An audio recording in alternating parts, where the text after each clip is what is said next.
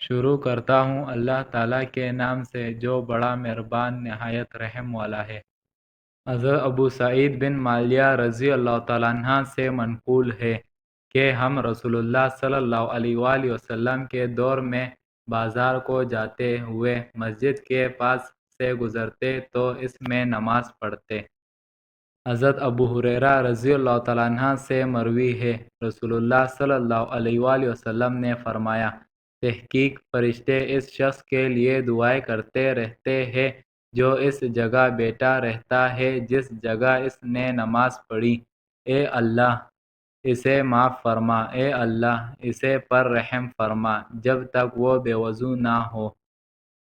حضرت سہل بن سعد ساری رضی اللہ تعالیٰ عنہ نے کہا، میں نے رسول اللہ صلی اللہ علیہ وآلہ وسلم کو فرماتے سنا، جو شخص مسجد میں بیٹھ کر اگلی نماز کا انتظار کرتا ہے وہ حتماً اور ثواب کے لحاظ سے نماز ہی میں ہوتا ہے۔